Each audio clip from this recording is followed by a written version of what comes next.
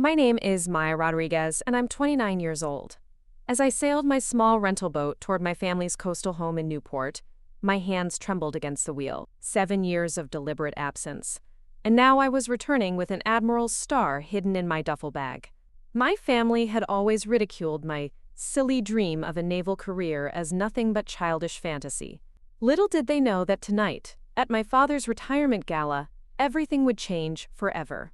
Before we jump back in, tell us where you're tuning in from, and if this story touches you, make sure you're subscribed, because tomorrow, I've saved something extra special for you. I steered the boat into the familiar marina, the salty breeze carrying memories I'd tried to suppress. Before I continue this story, I'd love to know where you're watching from. Drop your location in the comments below and hit that like and subscribe button. Trust me, if you've ever been told you weren't good enough by the people who should have believed in you most, this story will show you exactly how powerful vindication can taste. The Rodriguez family marina came into view, Rodriguez Maritime Enterprises, emblazoned on the main building in bold blue letters. My father, Victor Rodriguez, had built his shipping business from a single fishing boat into a regional empire, with a fleet of commercial vessels servicing the entire Eastern Seaboard. Growing up, family dinner conversations revolved around shipping routes, cargo capacities, and which of my brothers would eventually take over the company. Never once was I, the youngest daughter, considered worthy of inclusion in those plans. I docked the boat with practiced precision, skills my father never bothered to notice I'd developed.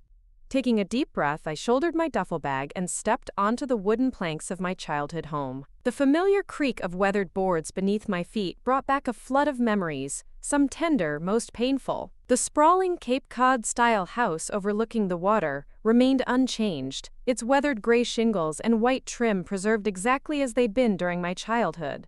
Our Rhode Island heritage home stood as a monument to maritime tradition, just not my version of it. "Maya, you actually made it."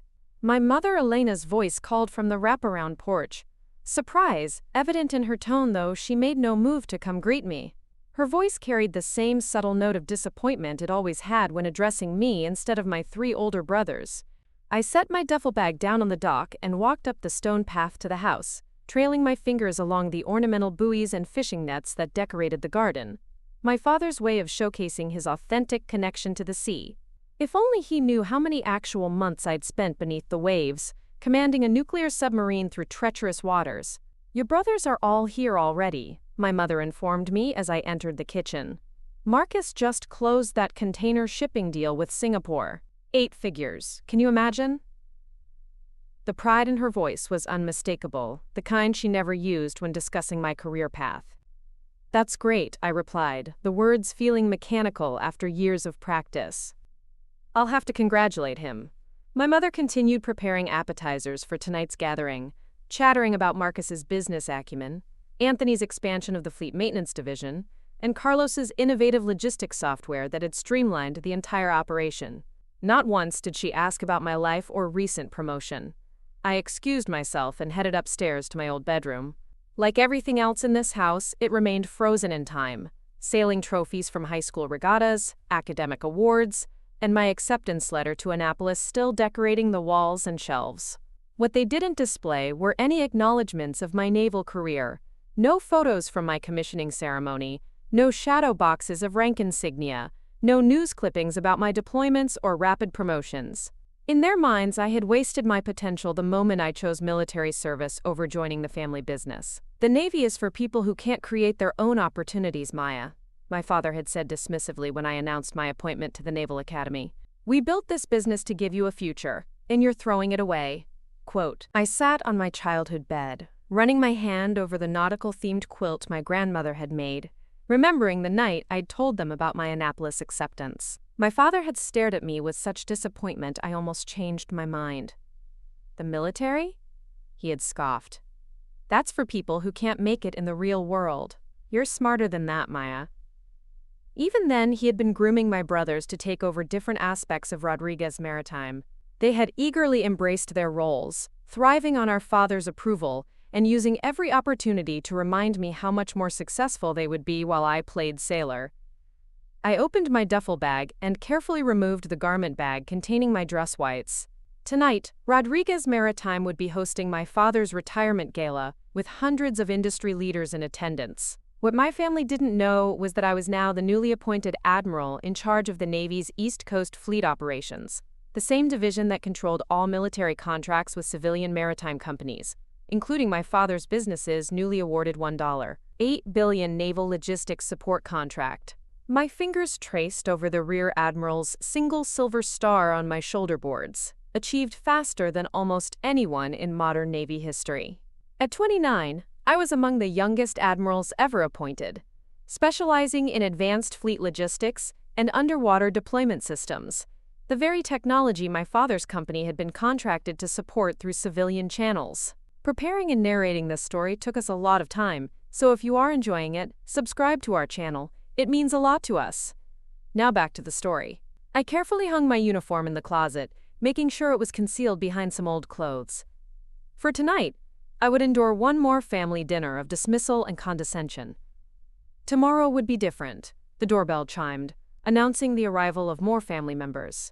I took a deep breath, squared my shoulders as if preparing for battle, and went downstairs to face my family. The sprawling dining room felt more cramped than I remembered, constricted by the oversized personalities gathered around the mahogany table. My 3 brothers had arrived with their spouses, all dressed in expensive business casual attire that screamed corporate success. My cousin Sophia had also been invited, which was no surprise. She worked as an executive for a global shipping insurance firm and was often held up as another example of what I should have aspired to be. "Maya, you remember Sophia," my mother said, as if we hadn't grown up together, spending every summer sailing in the bay. She just negotiated a multi-million-dollar maritime insurance package for Maersk. "Hi, Sophia," I said, giving her a genuine smile. Unlike my immediate family, Sophia had always been kind to me, even if she didn't understand my choices. "It's good to see you, Maya," she replied, giving me a quick hug. "Been way too long." The initial conversation remained superficial, as we served ourselves from the seafood feast my mother had prepared. My father, Victor, sat at the head of the table, occasionally checking his phone for business emails despite my mother's disapproving glances. "So, Dad," Marcus began predictably, steering the conversation toward himself, "I wanted to tell you about the new logistics integration system we're implementing. Admiral Morrison personally selected me to lead the civilian liaison team." My father beamed with pride. "That's my boy." Admiral Morrison doesn't hand out responsibilities lightly. You must have really impressed him. "Well," Marcus continued, shooting me a glance to make sure I was paying attention, "it's the same naval supply chain system you've been hearing about for years. Morrison says my, quote, fresh perspective might help move things along faster." I bit my tongue, knowing that the system was actually the Navy's next-generation fleet logistics network that I had helped design and now oversaw. If only they knew how much authority I actually had over the success or failure of Marcus's new position. My mother immediately jumped in, eager to showcase Marcus's achievement. "Tell them about the team you're managing now, dear." Marcus puffed up. 15 direct reports, including 3 senior engineers, who have been with the Navy Contract Division for over a decade. They weren't too happy about reporting to someone younger, but they got over it when they saw my results. "That's wonderful," my mother cooed, then turned to me with a thin smile. "Maya, how is your job going? Are you still on that same ship?" The dismissive way she said job, rather than career, was not lost on me. "Things are going well," I replied simply, not willing to reveal my promotion yet. "Still a lieutenant or whatever?" my father asked vaguely, not even knowing the correct progression of naval ranks. "Something like that," I answered, taking a bite of lobster to avoid elaborating. "You know," my mother interjected, "Sophia just bought a beautiful new yacht. 42 feet, with all the latest navigation systems." Sophia looked uncomfortable at being used as a comparison point again. "It's really not that impressive," she said graciously. "Just good timing in the market." "Still," my mother continued, "it's nice to see young people establishing themselves properly, building assets instead of moving around every few years." The dig at my military lifestyle was clear. I had lived on 3 different continents and served on 5 different vessels in the past 7 years, something my mother considered unsettled and immature. Speaking of tomorrow, my father said, thankfully changing the subject, the Navy brass is coming to the retirement gala. It's a big deal. Admiral Morrison doesn't attend civilian events often. I already submitted our contract renewal proposal, Marcus boasted. Morrison already emailed me personally to say he's looking forward to my presentation. Is there anything special planned for the event? I asked innocently. My father nodded. Full ceremony, speeches, and a special announcement about the military logistics contract.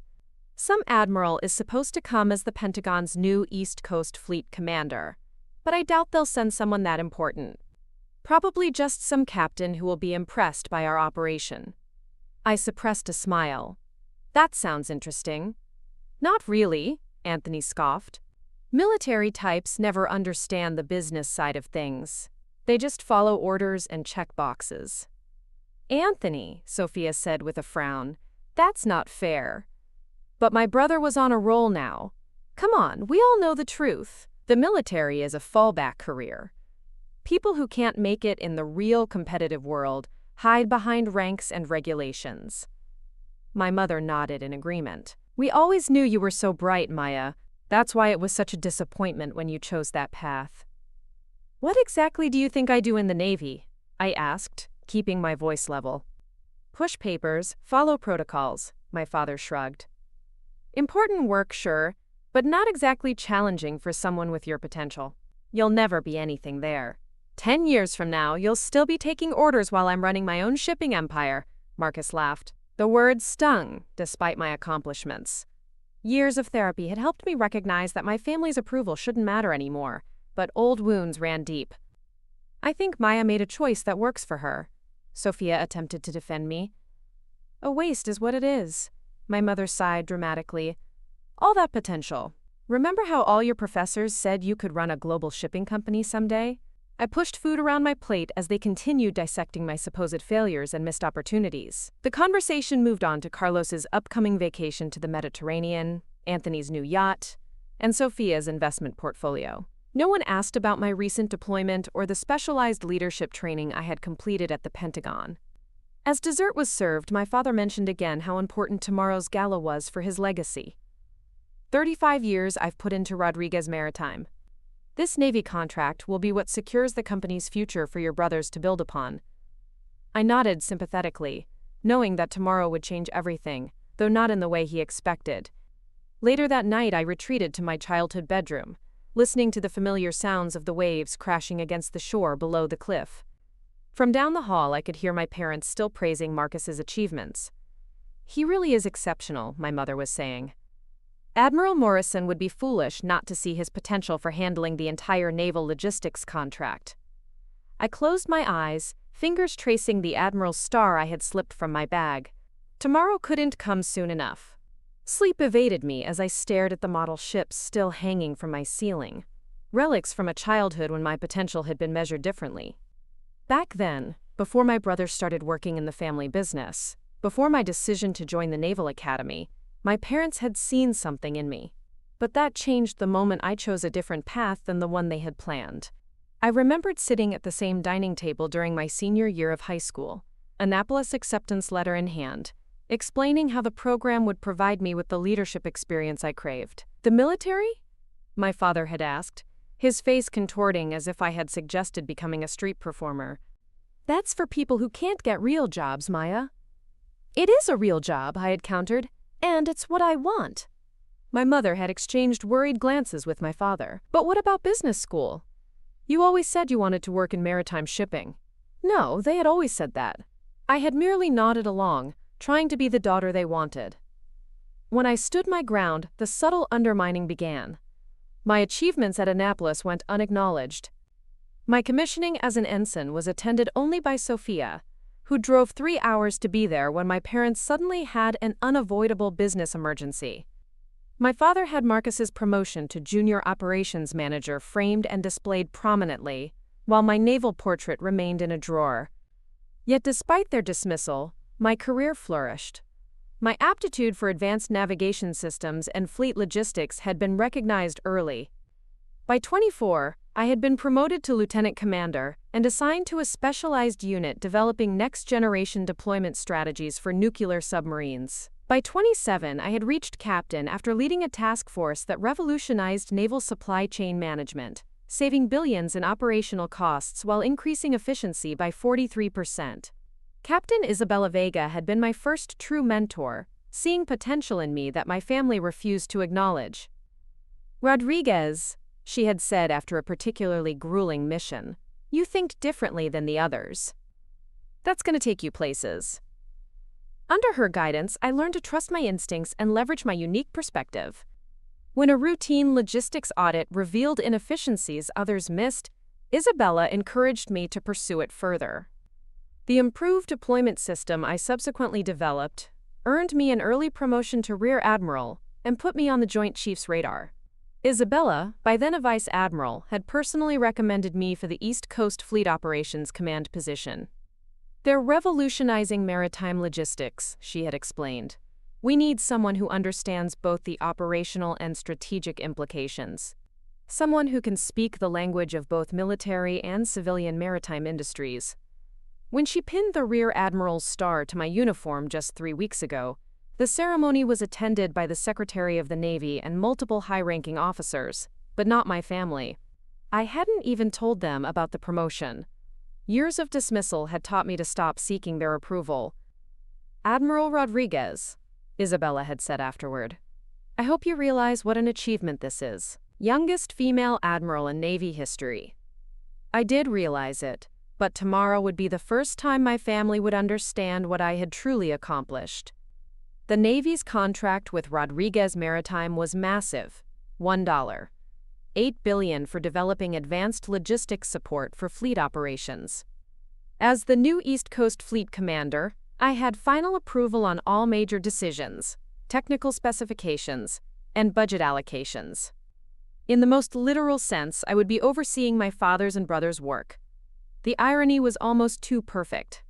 For years, they had belittled my career choice, and now I held significant influence over the contract that could determine their company's future. I got out of bed and removed my dress whites from the garment bag.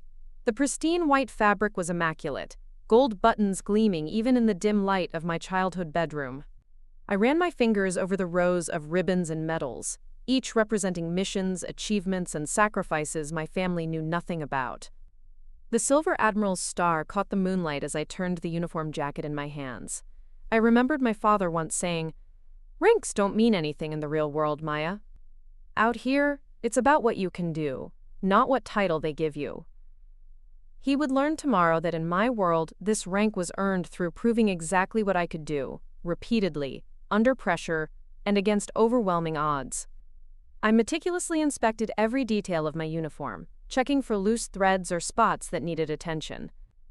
The ritual calmed me, the familiar routine grounding me against the emotional turbulence of being home.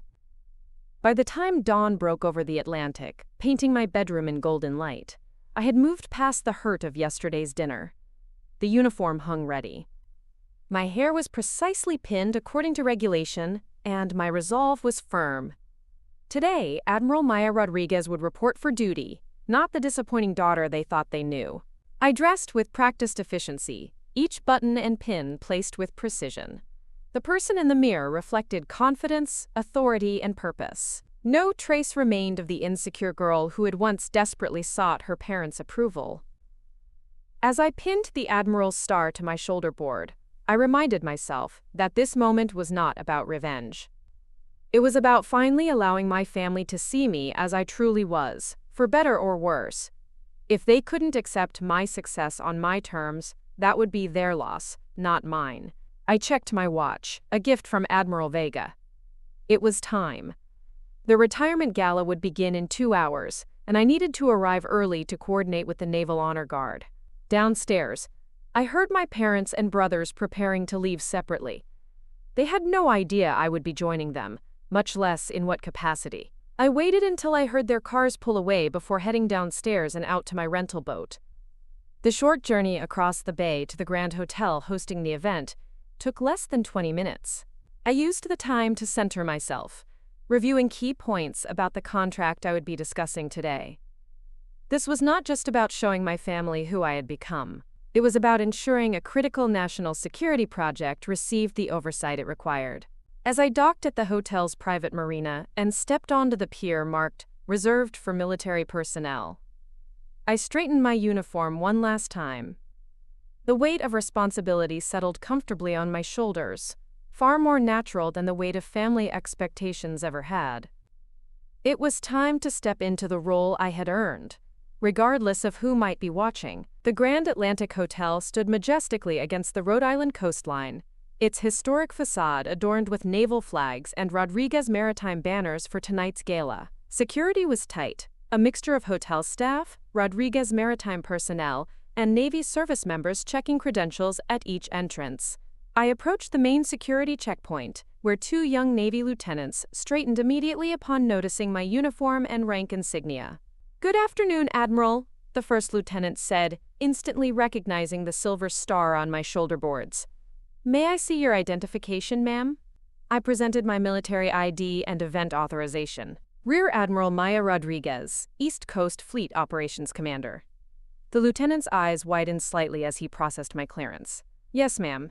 You're expected in the Commodore Ballroom. Would you like an escort?" "That won't be necessary. I know the way."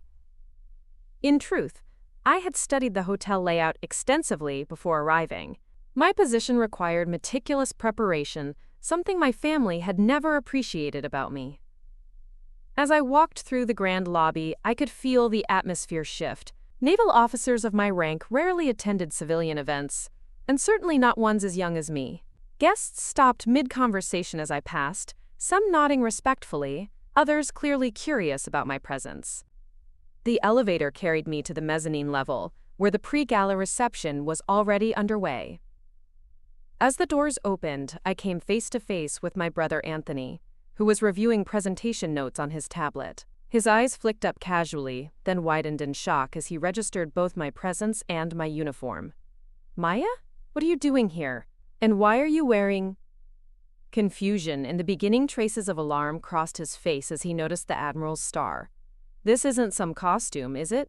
"Good afternoon, Anthony," I replied professionally. "I'm here for your father's retirement gala. The Navy takes its relationship with Rodriguez Maritime quite seriously." Before he could respond, my father turned the corner, engaged in conversation with several maritime executives. He stopped mid-sentence when he saw me, his expression shifting from surprise to confusion to concern in rapid succession. "Maya, what is going on? Why are you in that uniform?"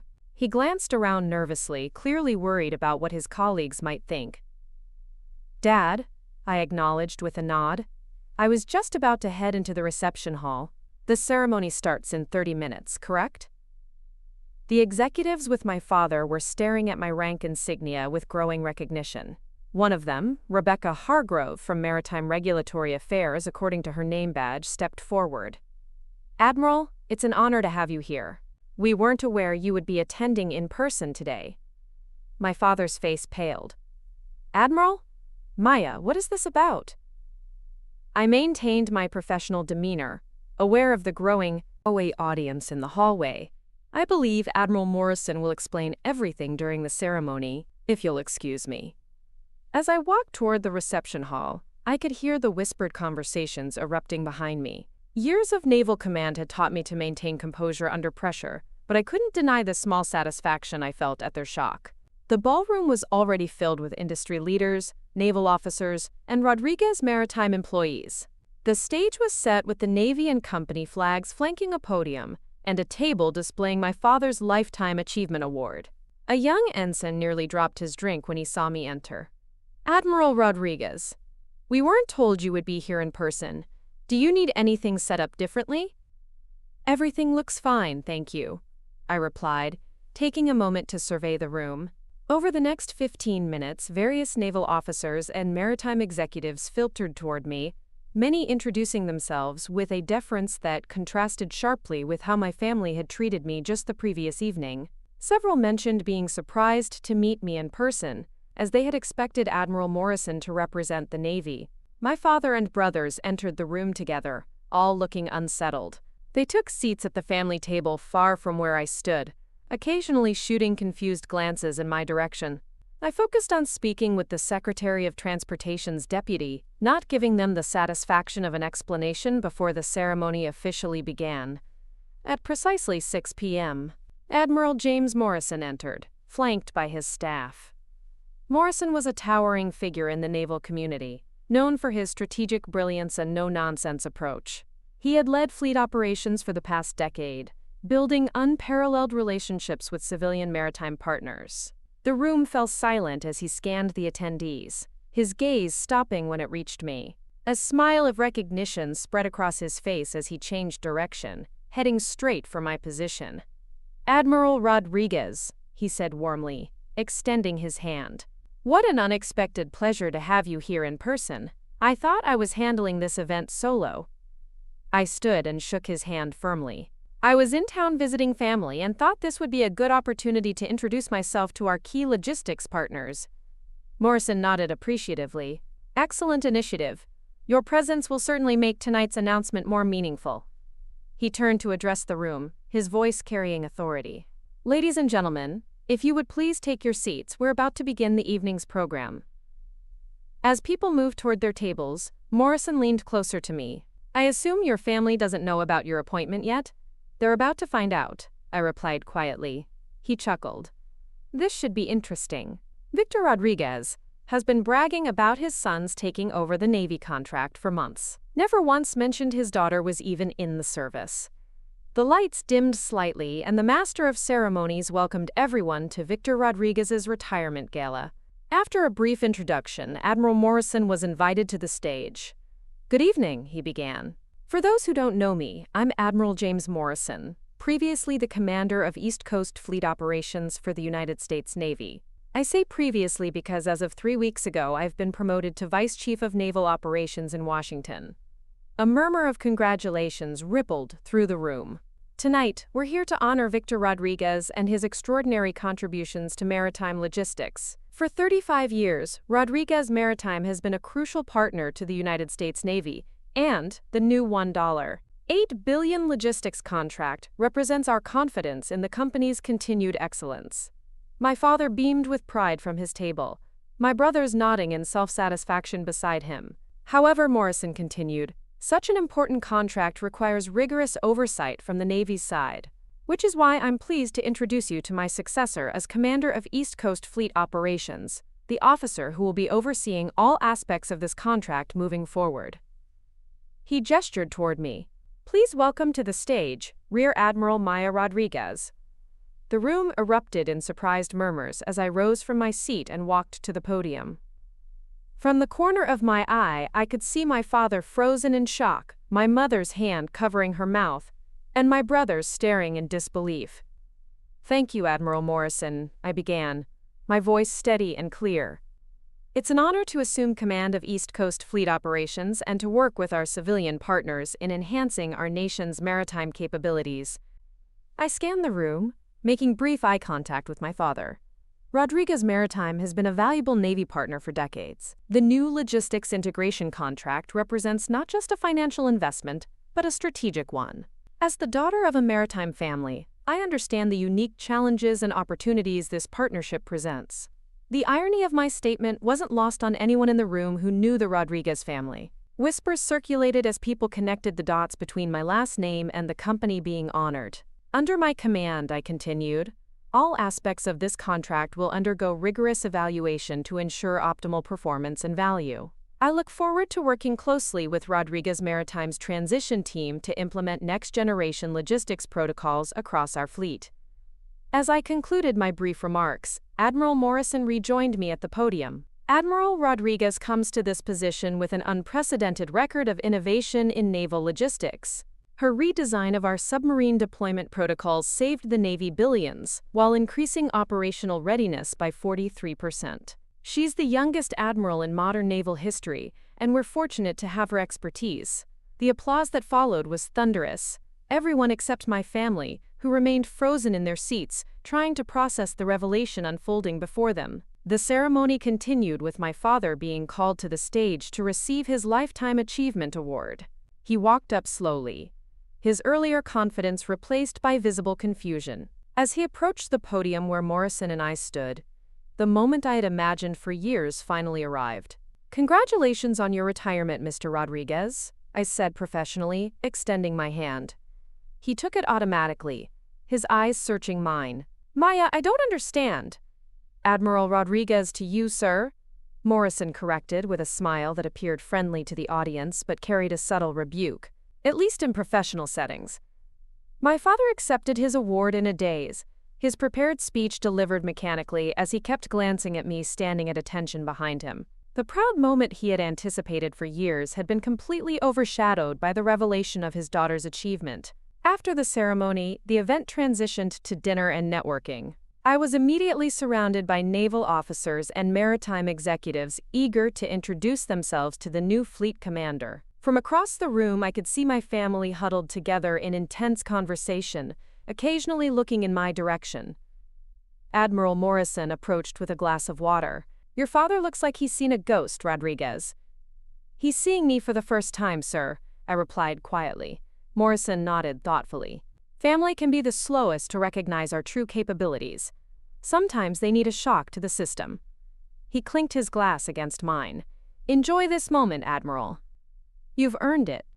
As the evening progressed, I fulfilled my professional obligations, discussing the logistics contract with key stakeholders and establishing my command presence with the naval personnel present. Eventually, as I was speaking with the Coast Guard Commandant, I felt a presence at my side. "Admiral Rodriguez," my father's voice was formal, uncertain. "May I have a word in private?" I excused myself from the conversation and followed him to a quiet corner of the ballroom. "What is this, Maya?" he asked, his voice a mixture of confusion and something I couldn't quite identify.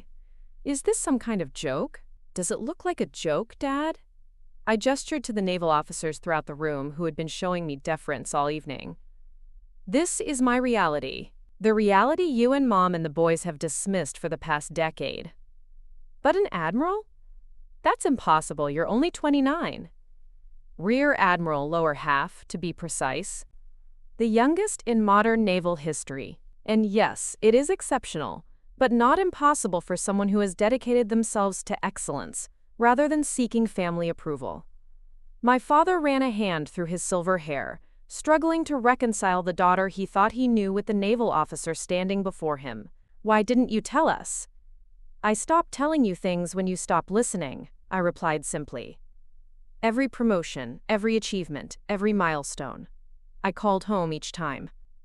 The response was always the same: polite disinterest followed by updates on what Marcus or Anthony or Carlos was doing at the company. He had the decency to look ashamed. "I didn't realize." "No, you didn't. But now you do." Before he could respond, Admiral Morrison approached us. "Victor, I hope you don't mind if I borrow your daughter for a moment. The Secretary of the Navy is on the line and would like to speak with Admiral Rodriguez." My father nodded mutely, the mention of the Secretary of the Navy further cementing the reality of my position. As I walked away, I could hear people approaching him with newfound interest. "You never mentioned your daughter was Admiral Rodriguez. How proud you must be to have raised such an extraordinary naval officer." The narrative was already being rewritten. No longer was I the disappointment who had rejected the family business, but the accomplished daughter who had brought prestige to the Rodriguez name in an unexpected way. After speaking with the secretary, I returned to find my mother waiting for me, her expression a complex mixture of confusion, embarrassment, and something that might have been pride. "Maya," she began, clearly uncertain how to address me in this context. "This is quite a surprise." "Hello, Mom," I replied, keeping my tone neutral. "An admiral," she said, testing the word. "I don't understand. When did this happen?" 3 weeks ago was the promotion to Rear Admiral. Before that, I was a captain for 2 years. Before that, commander. Before that, lieutenant commander. Each step required excellence, sacrifice, and dedication. We always thought. "You thought I was wasting my potential," I finished for her. "You made that abundantly clear every time we spoke." Tears welled in her eyes. "Maya, we didn't know? How could we know? You could have asked, Mom. Just once. You could have asked what I was actually doing instead of assuming I was accomplishing nothing. She reached out hesitantly, then let her hand fall. Your uniform. All those ribbons and medals. What do they mean? It was the first genuine question about my naval career that either of my parents had ever asked me. I explained briefly what each ribbon represented. Overseas deployments, commendations for leadership, the Navy Cross for actions during a submarine crisis in the Arctic that had remained classified until recently. As I spoke, I could see her truly seeing me perhaps for the first time in my adult life, recognizing that the path I had chosen, while different from what they had planned, had led to extraordinary achievement. I never understood, she admitted quietly. The Navy seemed so regimented. I couldn't imagine you there, my creative, independent daughter. The structure gave me freedom, Mom, freedom to excel based on merit, not family connections. Freedom to be judged by my abilities, not my gender or family name. Our conversation was interrupted by Marcus, who approached with a forced smile that didn't reach his eyes. So, little sister, he said, his voice carrying a hint of challenge. You're my new boss, then? I oversee all naval contracts, including Rodriguez Maritimes, I confirmed. But that doesn't make me your boss, Marcus. It makes me the person who ensures taxpayer money is being properly utilized for national security. Convenient timing, he said, an edge in his voice. The day before Dad retires, you show up in uniform and surprise everyone. Were you planning this all along? Planning what exactly? I asked calmly. To be appointed to a position I earned through years of distinguished service? To be in Rhode Island for Dad's retirement after not being invited home for 7 years? Which part seems calculated to you? His accusation reflected everything wrong with how my family had always perceived me, as if my achievements could only be explained by manipulation rather than merit. Before he could respond, my youngest brother Carlos joined us, his expression more curious than confrontational. The logistics system you mentioned yesterday, he said slowly, the one that increased efficiency by 43%, that was yours? I nodded. I've been studying those protocols for months, he continued, something like respect dawning in his eyes. The integration of predictive modeling with real-time deployment tracking, it's revolutionary. We've been trying to reverse engineer something similar for civilian applications. For the first time, one of my brothers was seeing me as a professional peer, rather than just his little sister. It was a small breakthrough, but a meaningful one. Perhaps we could discuss it sometime, I offered. There are declassified aspects that could benefit civilian maritime logistics. The evening continued with more such encounters. Moments of reckoning as my family grappled with the revelation of who I had become while they weren't paying attention. Some reactions were more gracious than others. Anthony remained distant, clearly threatened by my position of authority over the contract he had helped negotiate. My father oscillated between stunned silence and awkward attempts at reconciliation. As the gala began to wind down, Admiral Morrison found me again. Your family seems to be having quite the evening, Rodriguez. It's been illuminating for everyone involved, sir. He nodded thoughtfully. Family dynamics aside, I need you focused on the contract implementation. The first phase review is scheduled for next month. I expect Rodriguez Maritime will be scrambling to make a good impression on their new Navy liaison. I'll evaluate them by the same standards as any other contractor, sir, I assured him. I know you will, Rodriguez. That's why you got the job. He paused, glancing across the room at my father, who was watching our interaction intently. Though I admit, discovering the family connection adds a certain poetic justice to the situation.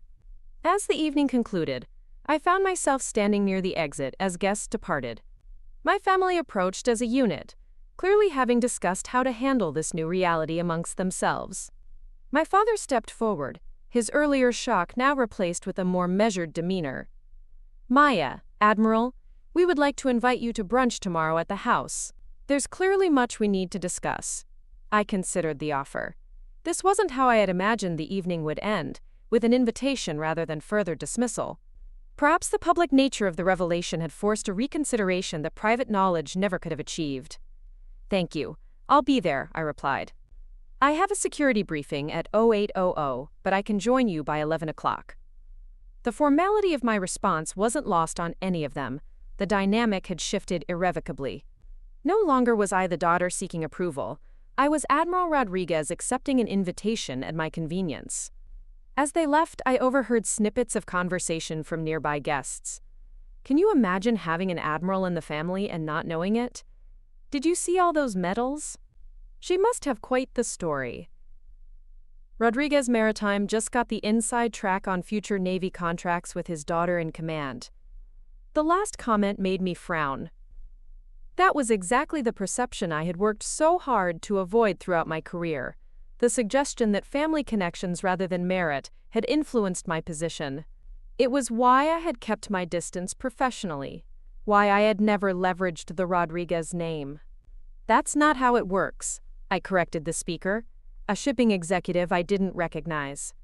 "If anything, Rodriguez Maritime will be held to an even higher standard under my command to avoid any appearance of favoritism." The man flushed with embarrassment at being overheard. "Of course, Admiral. I meant no disrespect." As the ballroom emptied, I found myself alone with my thoughts. The evening had unfolded much as I had anticipated in terms of my family's shock, but their reactions afterward had been more complex than the simple vindication I had imagined. There was hurt in their recognition, confusion in their reassessment. The satisfaction I had expected to feel was tempered by the realization that the gap between us had perhaps grown too wide to easily bridge. They had missed so much of my journey, dismissed so many of my achievements.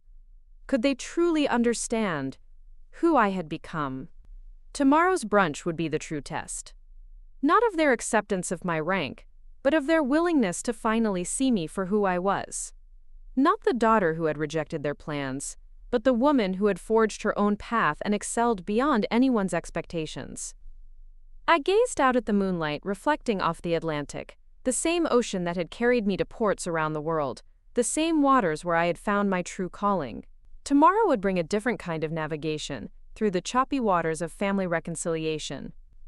But after commanding nuclear submarines through hostile territories, I was prepared for whatever challenges awaited me at the Rodriguez family table. The morning sun glistened across Narragansett Bay as I completed my secure video briefing with the Pentagon. Sitting in my temporary office at Naval Station Newport, I had spent the early hours reviewing classified reports on fleet readiness and approving deployment schedules for 3 destroyer groups. The weight of command settled comfortably on my shoulders, thousands of sailors and billions in assets under my authority, decisions that would impact national security and international relations. Yet somehow, the prospect of brunch with my family made me more anxious than briefing the Joint Chiefs. "Excellent assessment of the Mediterranean situation, Admiral Rodriguez," my Chief of Staff, Commander Patel, said as we concluded the call. "Will you be heading back to Norfolk tonight?" "Tomorrow morning," I replied, organizing the classified documents for secure storage. "I have a personal matter to attend to today." Commander Patel nodded professionally. She had been with me for 3 years, rising through the ranks as part of my command team. She knew enough about my family situation to understand the significance of this visit without requiring details. "The duty car is ready whenever you need it, ma'am." I checked my watch, a practical high-performance diving watch rather than the luxury timepieces my brothers favored. Still 2 hours before I needed to be at my parents' house. "I think I'll take a walk along the waterfront first, Commander. Clear my head before diving into choppy waters." She smiled at the nautical metaphor. "Very good, Admiral. I'll have your dress whites pressed and ready for tomorrow's return."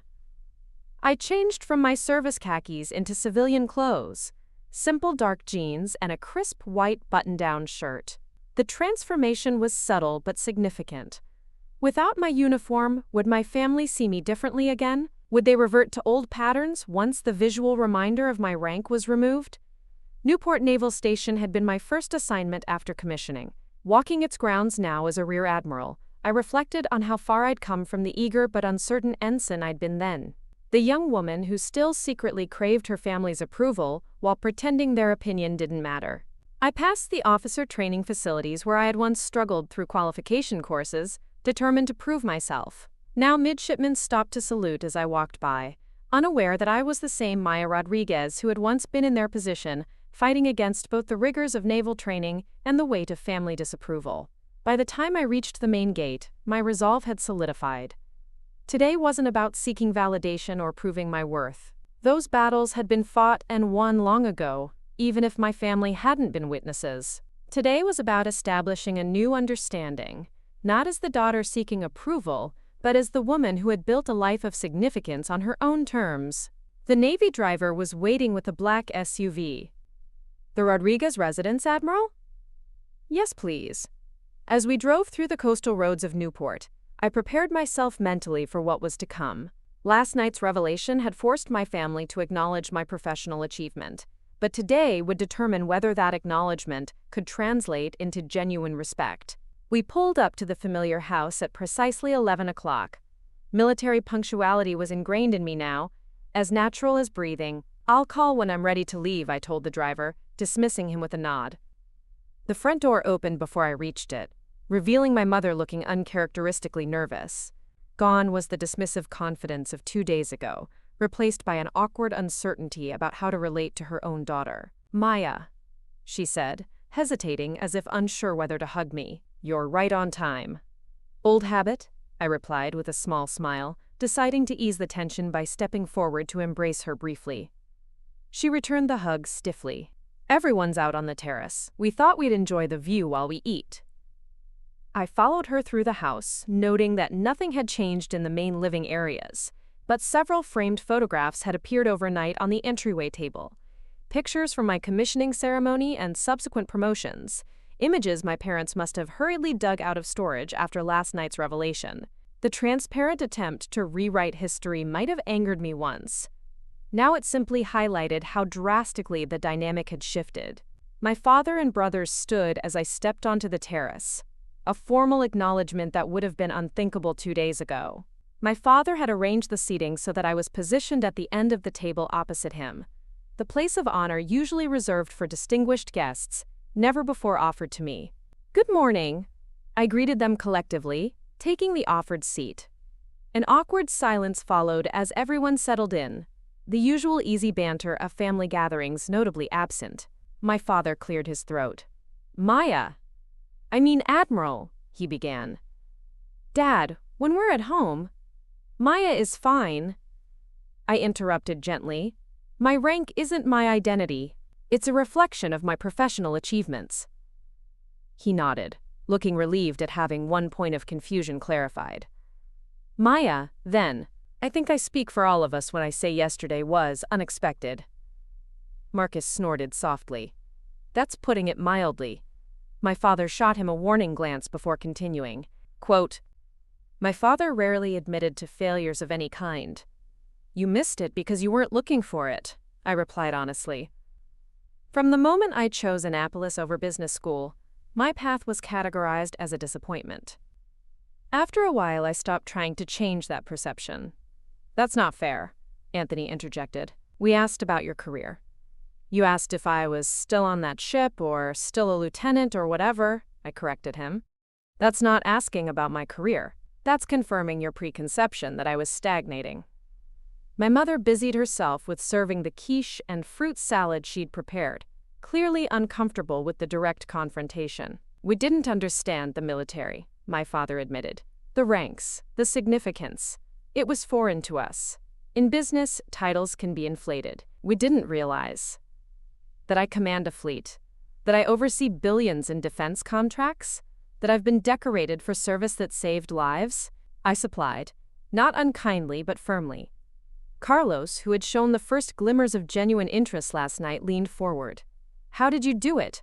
Rise so quickly?" It was the first sincere question about my career path any of them had asked. I considered how to answer in terms they would understand.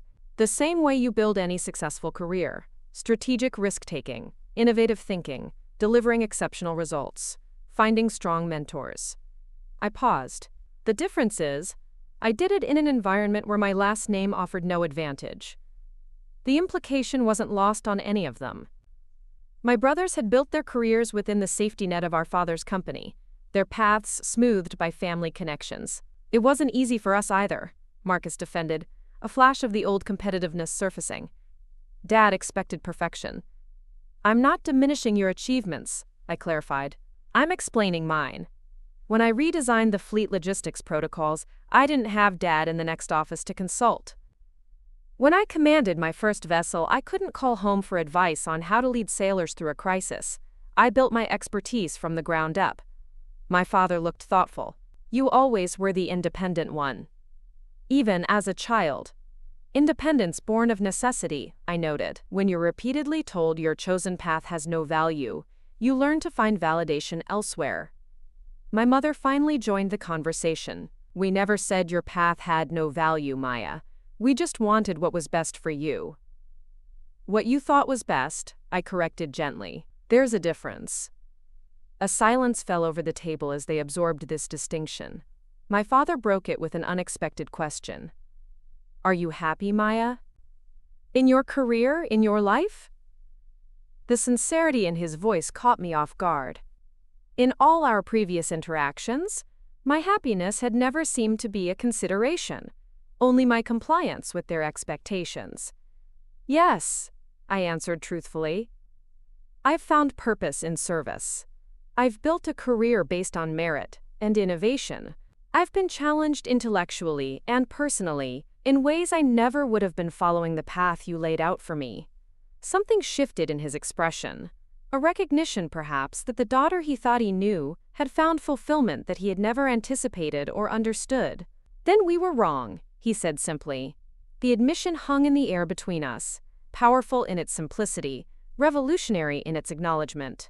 We were wrong, he repeated, more firmly this time, to dismiss your choices, to measure your success by our limited understanding, to assume our way was the only way.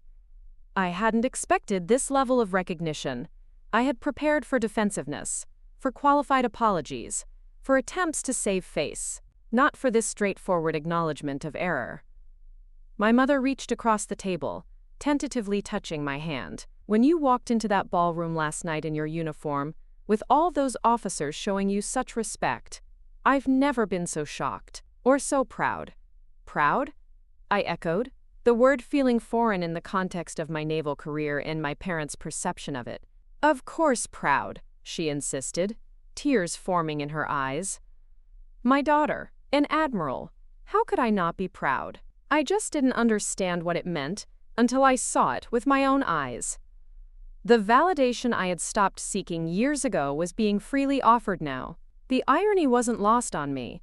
It had taken the external validation of my rank and the public recognition of my achievements for them to see value in my path.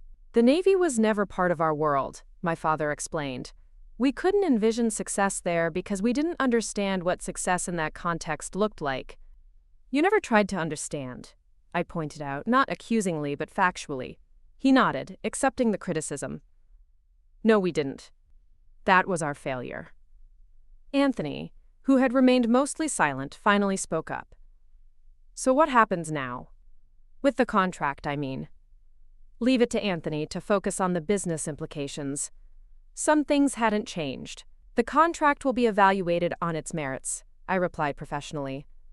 Rodriguez Maritime won it fairly before I assumed command. My job is to ensure it's executed properly. But you'll be overseeing our work, Marcus pressed, judging our performance. I'll be ensuring taxpayer money is being properly utilized for national security purposes, I corrected. This isn't personal, Marcus. It's about ensuring the Navy gets what it needs from its contractors. It feels personal, he muttered. Carlos interjected before the conversation could deteriorate. I think what Marcus means is that the dynamic feels complicated. Yesterday we were explaining basic maritime concepts to you like you were still our little sister who didn't understand the industry. Today we realize you probably know more about advanced maritime operations than all of us combined. His framing diffused the tension, acknowledging the awkwardness without assigning blame. I understand the adjustment is difficult, I acknowledged, for all of us. But professionally, nothing has changed except your awareness of my position. I've been overseeing naval contracts for years. The only difference is now you know about it. My father took a sip of his coffee, studying me over the rim of his cup. You've changed, Maya. It's not just the rank or the responsibility. There's a confidence to you, a certainty that wasn't there before. Command will do that, I replied with a small smile. When sailors look to you for decisions that could mean life or death, you learn to trust your judgment. When admirals twice your age defer to your expertise in security briefings, you develop a certain presence. I'd like to hear about it, he said unexpectedly. About your career, the parts you can share at least. Not the sanitized version we might read in a press release, but your journey. The challenges, the victories. The sincere interest in his voice was new. For the first time, he seemed to genuinely want to understand the path I had chosen, rather than compare it unfavorably to the one he had envisioned for me. So I told them about the grueling years at Annapolis, where being a woman still meant proving myself twice over.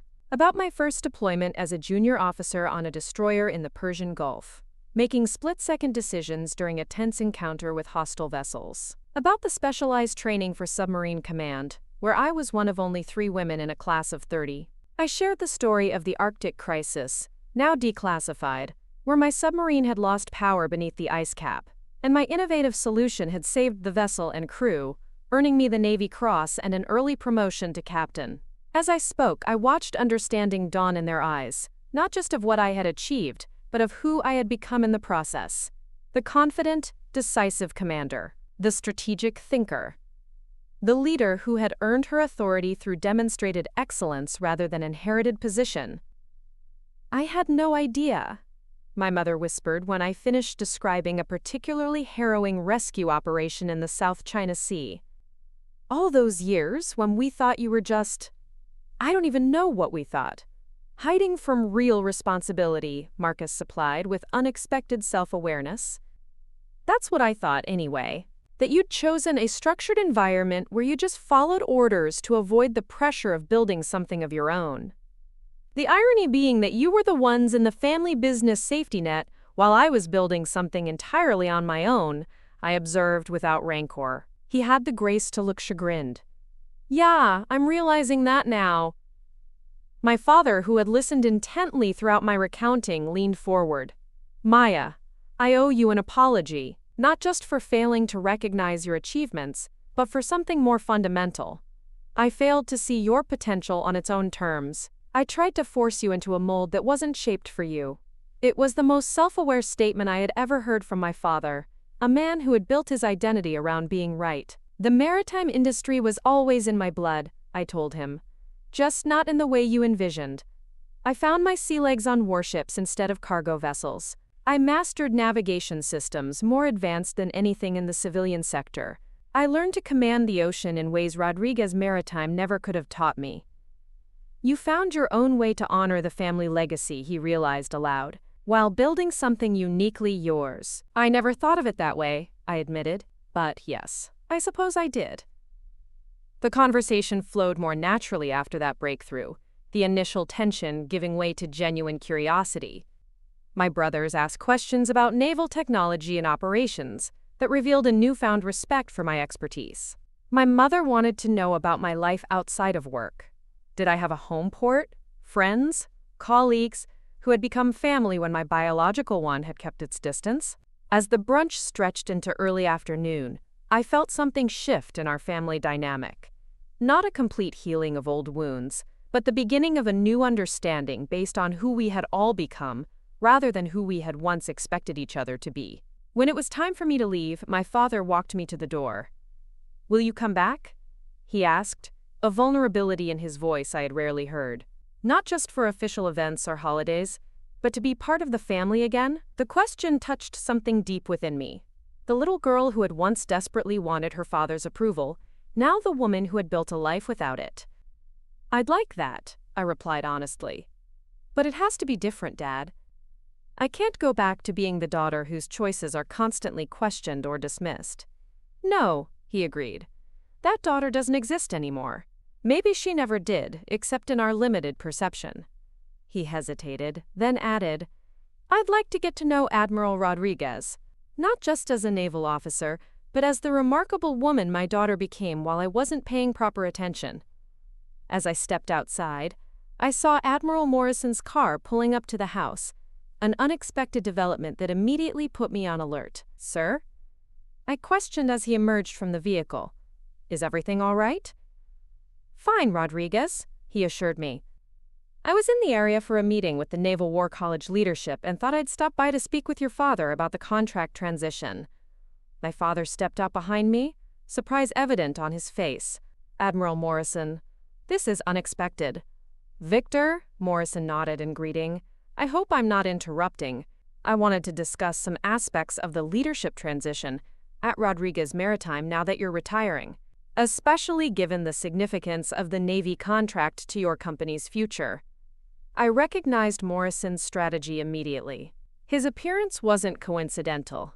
It was a calculated move to reinforce yesterday's revelation, to ensure my family fully grasped my position in the hierarchy that would now govern their business relationship with the Navy. "I was just leaving, sir," I informed him.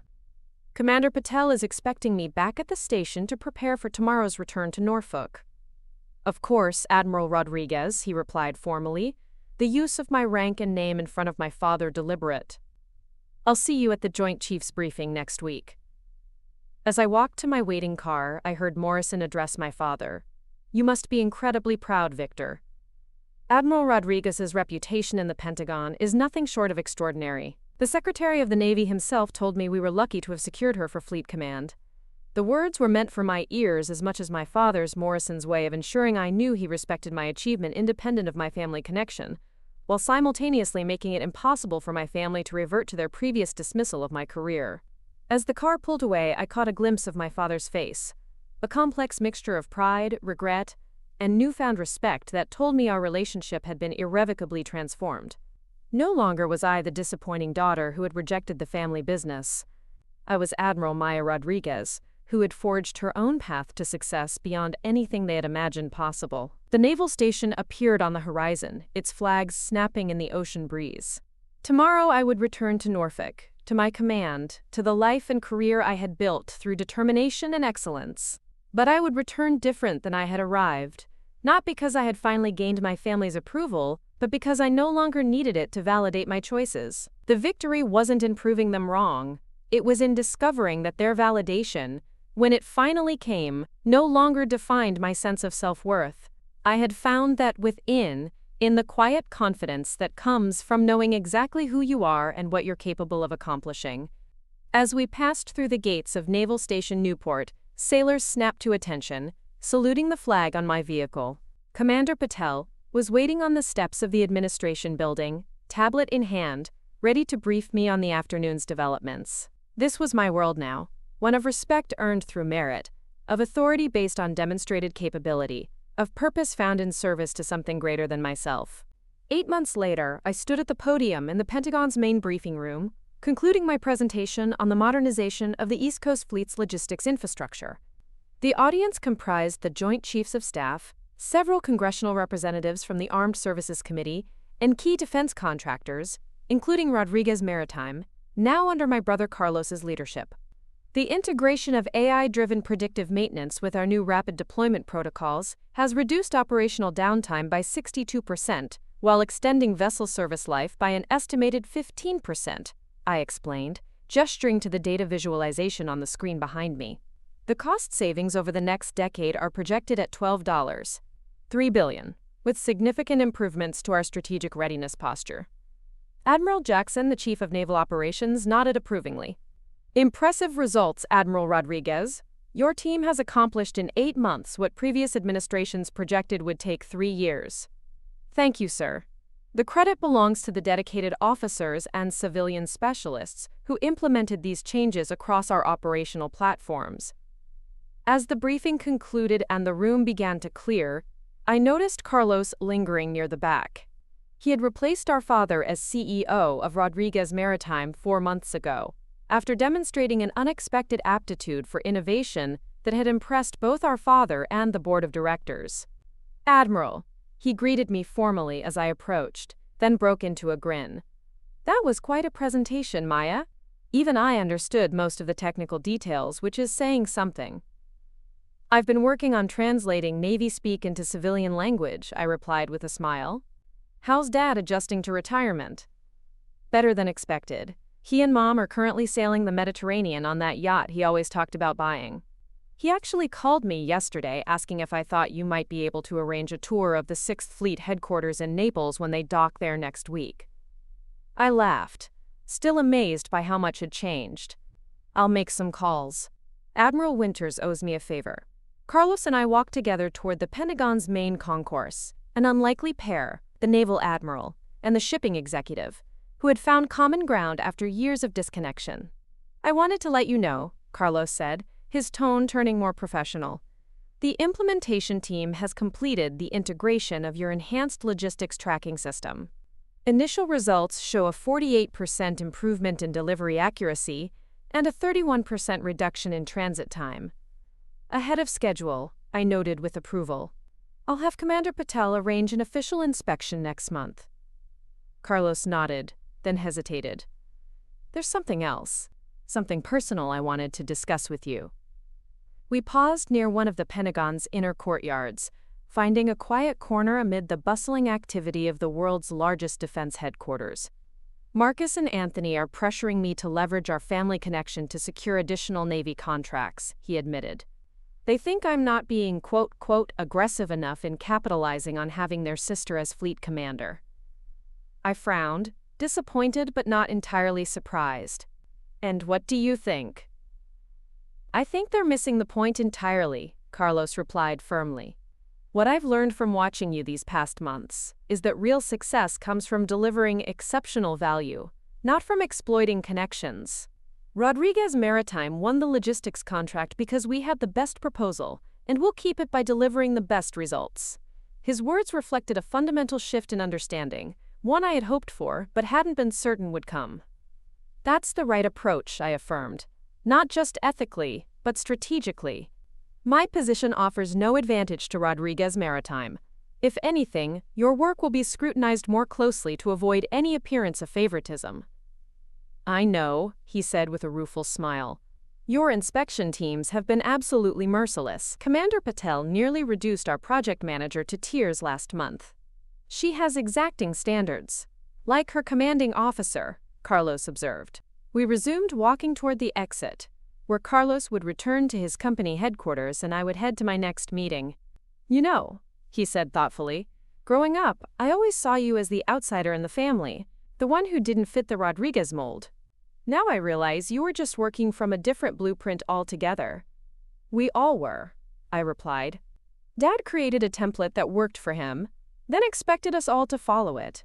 You and our brothers chose variations of his path. I designed my own.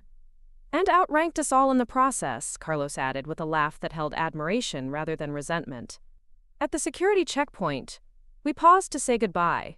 Quote, they'd love to see you, if your command duties allow, of course. I'll be there, I promised. Admiral's privilege. I get to approve my own leave requests.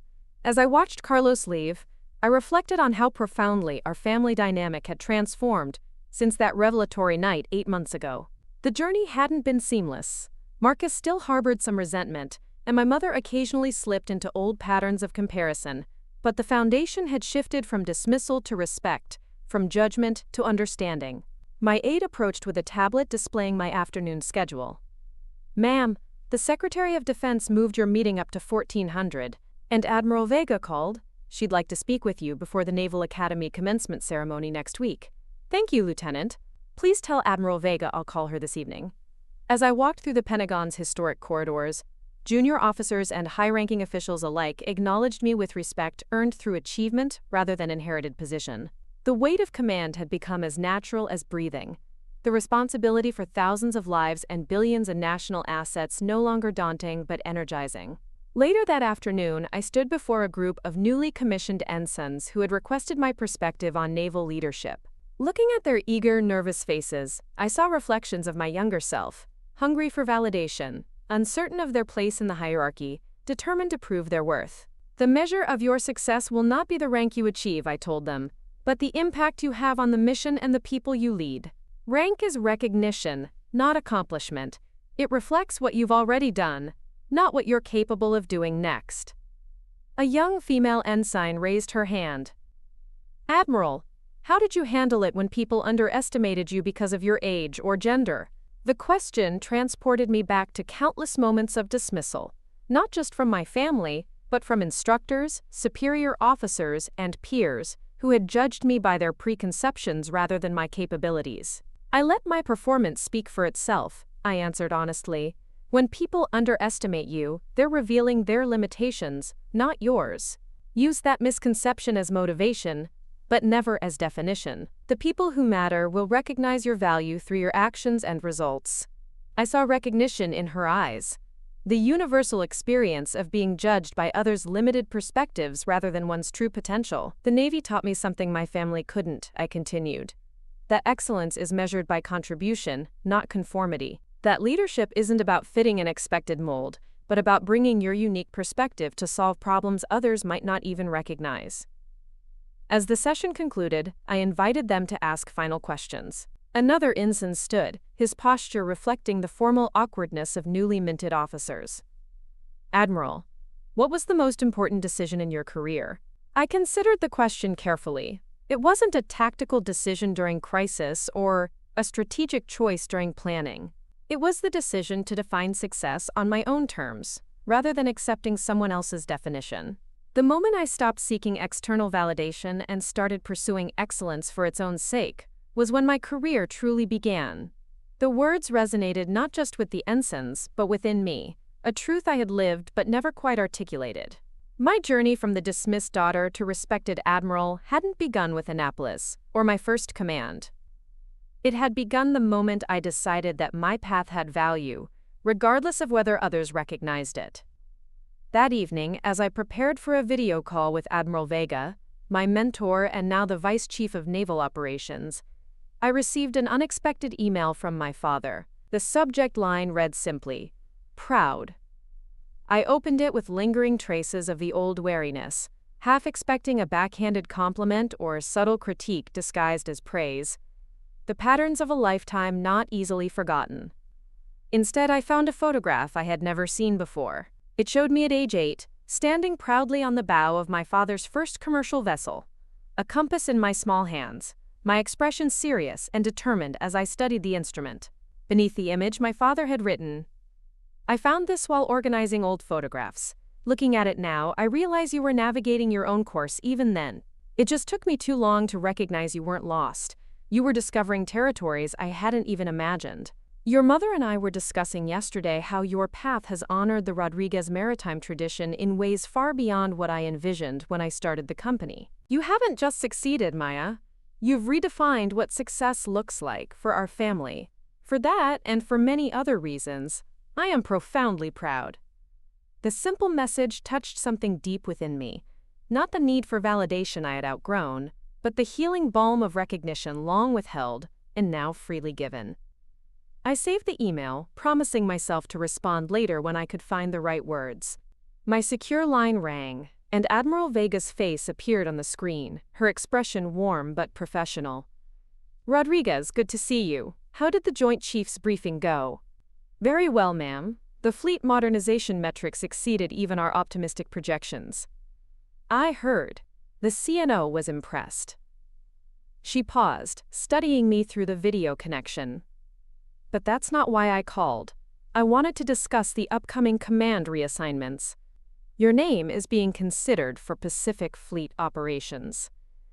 The significance wasn't lost on me. Pacific Fleet was a step above my current position. Broader responsibility, greater strategic importance, and typically reserved for officers with decades more experience. "That's unexpected, Admiral. I've only held East Coast Command for 8 months. And revolutionized our logistics and deployment protocols in that time," she countered. "The Joint Chiefs are looking for innovative leadership in the Pacific, particularly with the new challenges emerging in that theater." She continued outlining the position's parameters, but part of my mind was already racing ahead to the implications. Pacific Fleet headquarters was in Hawaii, even further from the East Coast, where my family was slowly rebuilding relationships with me. The role would demand even more of my time and focus, potentially straining the fragile new connections we had established.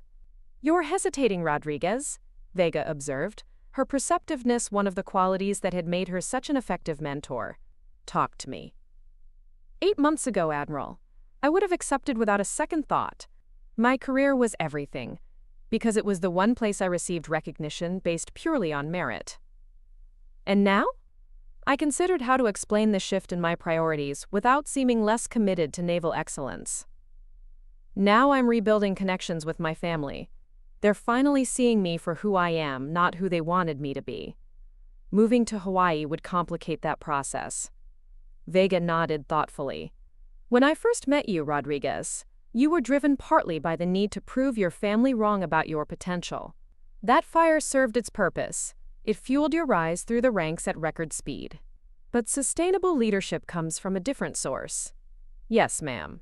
The best commanders I've known have found balance between service and self, between ambition and fulfillment.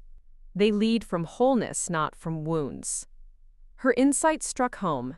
Had part of my meteoric rise been fueled by the need to prove my family wrong? Had I been driven not just by commitment to service but by the desire for vindication? "The Pacific Fleet position won't be decided for another 3 months," Vega continued. "Consider it carefully. And Rodriguez, remember that career advancement and personal healing aren't mutually exclusive. The right decision will serve both." After our call concluded, I found myself drawn to the photograph in my father's email, the determined child with the compass, already sensing a direction different from the one laid out for her. That child had grown into a woman who navigated by her own stars, who had found her bearing through storms of dismissal and doubt. The question before me now was different than any I had faced before. Not, how do I prove my worth, but how do I honor both my calling and my connections? Not, how do I rise despite them, but how might I rise alongside them? The next morning, I flew to Annapolis to review preparations for the Naval Academy's commencement ceremony, where I would be delivering the keynote address. Walking the grounds where my journey had begun brought a flood of memories, both of struggles overcome and foundations laid. I paused at the spot where, 15 years earlier, my parents had dropped me off for plebe summer, their disappointment palpable as they'd watched other families brimming with pride. My father's parting words had been, "It's not too late to transfer to business school if this doesn't work out." Now I was returning as a Rear Admiral to address the graduating class, having charted a course so successful that even my family had been forced to recalibrate their definition of achievement. The Academy's superintendent greeted me warmly. "The midshipmen are looking forward to your address, Admiral Rodriguez. Your career trajectory has become something of a legend among them, particularly the women in the program." "I hope they're drawing the right lessons from it," I replied. "About determination and excellence, not just advancement. Based on the questions they've submitted for your Q&A session, I'd say they're interested in both the how and the why of your journey." We toured the facilities, reviewing the ceremony arrangements and meeting with faculty members who had once been my instructors. One in particular, Captain Reynolds, now retiring after 30 years of teaching navigation systems, pulled me aside. "I remember when you first came through my class, Rodriguez. Brilliant, but with something to prove. Now look at you, youngest admiral in the modern Navy. You were one of the few who took me seriously from the beginning, sir." He shook his head. "I took your abilities seriously. That's different. I worried sometimes about what was driving you, whether you were running toward something or away from something."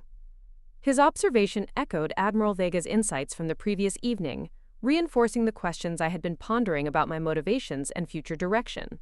"And now, sir, what do you see?" The old navigator studied me with the same penetrating gaze that had evaluated thousands of midshipmen over his long career. "I see a leader who's found her true north," he said finally, "who navigates not by others' maps, but by her own carefully calibrated compass." Later, as I worked on my commencement address in the quiet of the Academy's distinguished visitors' quarters, my phone chimed with a message from Carlos. "Just got off a video call with Mom and Dad in Santorini. Dad's actually wearing a Hawaiian shirt and hasn't checked business emails in 3 days. Mom says it's a miracle. Also, they're both incredibly excited about your commencement speech. Dad asked if it will be streamed so they can watch from the yacht. Who is this man and what has he done with Victor Rodriguez? The message made me smile. My father, who had once dismissed my naval career as a waste of potential, was now requesting a live stream of my address to the very institution he had considered a poor substitute for business school. I returned to my draft of the commencement speech, striking out the more conventional passages about duty and service. Instead, I began writing about navigation, not just of vessels through waters, but of lives through expectations. About how the most challenging voyages are sometimes the ones that lead away from charted territories and predetermined destinations. The truest form of leadership, I wrote, isn't commanding others to follow your course, but having the courage to plot a course true to your own stars, even when others insist you're sailing toward the edge of the world. As I refined the address over the next several days, I wove in stories from my own journey, not just the professional triumphs but the personal challenges of charting an unexpected path. I shared how the very qualities my family had once considered liabilities, my independence, my questioning of established patterns, my refusal to accept limitations, had become the foundation of my success as a naval officer. The morning of the commencement ceremony dawned clear and bright, the academy grounds immaculate as thousands of family members gathered to celebrate the graduating midshipmen. Standing backstage in my dress whites, I felt a profound sense of having come full circle. From the uncertain plebe who had arrived seeking to prove herself to the Admiral returning to illuminate the path for others. My aide approached with a tablet. "Ma'am, I have Admiral Vega on the line for you." I accepted the call, expecting last-minute coordination about the ceremony where Vega would also be present. "Rodriguez," she began without preamble, "I wanted you to hear this from me directly before the announcement goes public next week. The Pacific Fleet position has been decided early." My heart sank slightly, assuming the accelerated timeline meant I had been passed over, perhaps due to my expressed reservations. "The Joint Chiefs have selected Admiral Harrison for Pacific," she continued, "and they're creating a new position for you, commander of the newly established Naval Innovation Command, reporting directly to the CNO." I struggled to process the implications. Naval Innovation Command was a theoretical concept that had been discussed for years, a cross-functional leadership role focused on integrating emerging technologies and strategies across all naval operations. "The command will be headquartered in Washington," Vega added, "with satellite centers in Norfolk, San Diego, and Pearl Harbor. You'll be the first commander, with the authority to build the organization from the ground up." "I'm honored, Admiral, but this isn't a consolation prize, Rodriguez. It's a recognition that your talents lie not just in operational leadership, but in transformational thinking. The selection committee reviewed your logistics modernization initiative and concluded that your approach to innovation should be institutionalized across the Navy. The position represented something I hadn't dared imagine, a role that would allow me to effect change at the highest levels while remaining connected to both East and West Coast operations. And being headquartered in Washington meant I could maintain the rebuilding relationships with my family without sacrificing professional advancement. "Thank you, Admiral. I'm grateful for the opportunity and the trust it represents. You've earned it, Rodriguez, not by seeking validation but by delivering exceptional value to the service. Remember that when you address those midshipmen today." As I stepped onto the stage an hour later, facing the sea of graduating midshipmen and their families, I carried with me the weight of my journey, from the dismissed daughter to the Admiral, charting new territories for the entire Navy. But I also carried the lightness that comes from knowing your worth is not determined by others' perceptions but by your own integrity of purpose. "When I sat where you sit now," I began, "I was driven partly by the need to prove others wrong about my potential. That motivation served its purpose, but it was not sustainable. True excellence isn't fueled by the need for external validation, but by the commitment to your own highest standards." I scanned the audience, imagining my parents watching the live stream from their yacht in the Mediterranean. The father who had once dismissed my chosen path, now proud of the journey he had never expected. The most valuable compass you possess isn't the one that points you toward others' expectations. It's the one that guides you toward your own true north, toward the unique contribution only you can make. As I concluded my address and the graduates erupted in applause, I realized that the greatest victory of my journey wasn't the Admiral's star on my shoulder. It was the inner certainty that had replaced the need for external approval, the knowledge that true success comes not from proving others wrong, but from proving yourself right.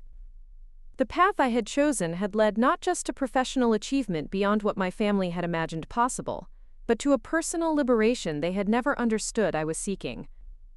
In navigating by my own stars, I had discovered territories of possibility that their limited maps had never included. And in that discovery lay the deepest lesson: that the most powerful validation isn't hearing others finally say you were right, it's knowing it yourself all along, and having the courage to chart your course accordingly. Up next, you've got 2 more standout stories right on your screen. If this one hit the mark, you won't want to pass these up. Just click and check them out. And don't forget to subscribe and turn on the notification bell so you don't miss any upload from us.